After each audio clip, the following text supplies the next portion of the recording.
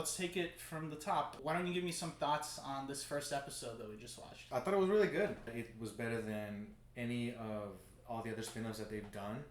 I thought that in terms of explaining where Rick has gone, I thought they did it pretty well. It was very exposition heavy, but how else could you do it? And it also surprised me. It took some turns that I did not expect, especially with the ending. I was not expecting them to reunite Rick and Michonne that quickly. Now I see what they're doing. Now we're gonna go see her journey and how it is she got there and everything. But it was an interesting way that I did not expect for it to go. I also thought that, I don't think this for all of them, but some of the side characters weren't completely awful. That's something that The Walking Dead has had an issue with for a long time. Every time they introduce somebody new, they're just lame or cringy. Some of them exhibited those traits in this episode, but not all of them. And yeah, I mean, overall, I really liked it. Like, I'd say 8 out of 10 episode for me. In terms of Walking Dead. Like, it did feel like original Walking Dead a little bit. Okay, that's fair. I will say I do disagree with you on the side characters. I thought they were all pretty... I thought that Rick's, early 2000s comedy trope of Rick's best friend was so goofy. Oh. That dude was goofy as fuck. Why? What was goofy about it? He's like, oh, look at me, I'm Rick. It felt so out of tone with Walking Dead. Like, there's no other character to that extent. Yeah, I mean, I guess in that sense they could have toned the character down a little bit more, or just gave it a different kind of friendship between them. Like, cause I like what they're doing there, that he's made friends and everything. But sure, I won't completely disagree with I think that the co-captain, whatever. The black guy? No, the South African woman. Oh, right. I thought she was really bland. I didn't like her. She was. That's the one that I think that's my least favorite one. She was bland. I didn't understand anything she was saying. Generally, I think that I would say it's like 7.5 out of 10, something like that. I thought it was pretty solid. I felt satisfied with their explanation as to what happened with Rick all these years. Yeah. I felt that the characters overall, or the world building, was really elevated. Yeah. When they said that they were living in a city of 200,000, I was like, oh shit, yeah. Things are really changing now. They had all this tech that we haven't seen in the Walking Dead world before. That was really cool. I really liked that they finally made him comic accurate with the hand. Yeah. That was cool to see.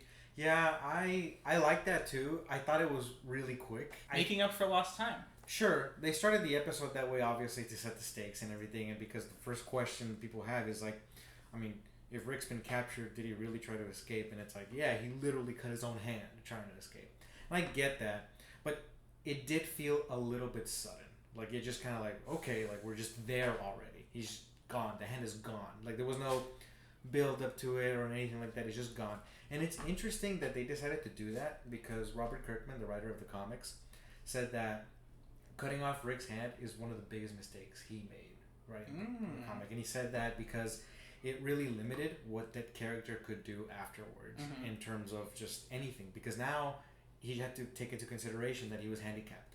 So I don't know if the writers, Scott Gimple and the showrunners, knew that and just disregarded that. I mean, I'm wondering to see how they're going to adapt. I mean, he's flying a chopper in this episode. That's true. I don't know I don't know how that... that's a good point. Yeah, I don't know how that works with two hands. I guess you could just, I don't know. I know that they teach them, but I just found it interesting because I thought they weren't going to do that. I disagree with you there where I think I loved how it was like straight to the point. Like that, that was in the first 10 minutes or whatever where it was like, oh shit, okay. Yeah. The shit's going down. To be clear, I didn't hate it. I liked the ending. It hooked me. I want to see more. And I want to see Michonne's side of things and where they go from there. It's kind of up in the air, but something curious to hear from you. Like, where do you think this show is going to take us?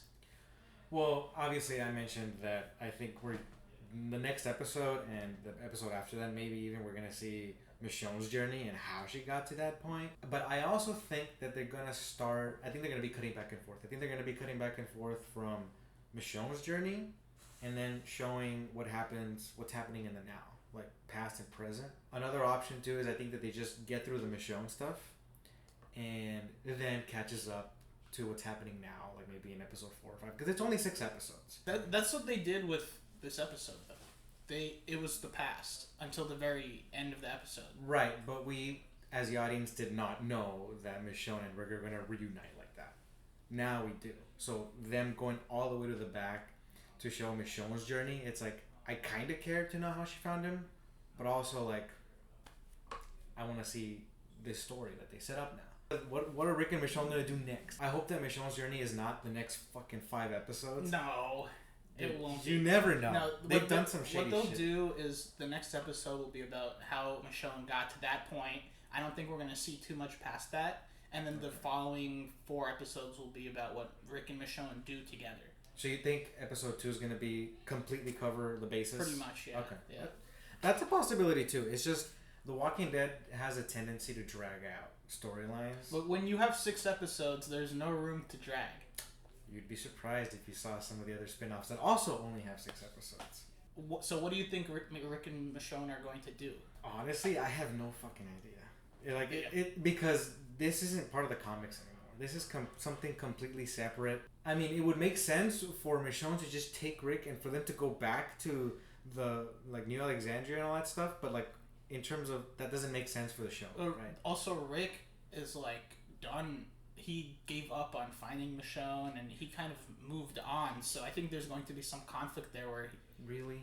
I think so. Yeah. You think but like he gave up right when he found her. Like he like barely had given up. You know what I mean? How much time passed? He literally said, "I'm in," and that's like the moment where he like. Oh, he verbally said it, but it showed like a year passed, and he's like working on the fucking base. Right, but like I don't know, man. I hope they don't pull that shit. He landed right in front of her. Now it's like, oh fuck the fucking Sierra. There's no way he's gonna have conflict about protecting the people. Yeah, when he found Michonne, like, don't give me that nonsense. So you think they're just gonna run away together? That seems too easy. That does seem too easy, but that's what makes sense. Now the writers wrote themselves into a corner here doing this. Well, they have it planned out. There's going to be some obstacles that prevent them from just going straight back to Alexandria. Yeah, I mean, Rick did like press his fucking beacon, which I'm sure is like some signal to send backup. I guess one huge plot twist they can do is that Rick puts Michonne in cuffs and takes her back to the CRM or something like that. I think what would have to happen is they don't have enough time to escape. Somebody finds them and they're forced to go back. That would be understandable. Yeah. So you said you hated all the side characters. What do you think of the black guy? I thought he was the most interesting one. And then you killed him. And then they killed him off. I don't know the name of the actor, but General Beale. He looks familiar. He's John Locke from Lost. I don't know if you ever saw Lost. Yeah. That's who I know him from. Yeah, that's how I know him from too. I find him interesting purely because of the actor. Because I like that actor, and in Lost he's fucking amazing. So I want to see where they go with him. I hope they don't make him some mustache twirling villain. I hope like there's some complexity to him. In general, I thought they gave Rick way too much responsibility. And I know that was like a common thing where he's like, I escaped 4 times, and you still want to.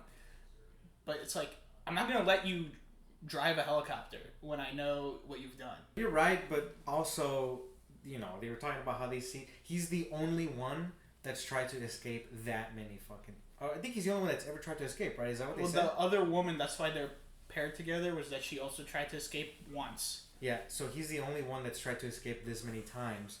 So they find him interesting, or they find like that there's something in there. That's why the black guy recruited him, because you know he knows that someone like that can lead or get people to follow him and stuff. Ultimately, he did win. Like the black guy, he got what he wanted from Rick because Rick gave in.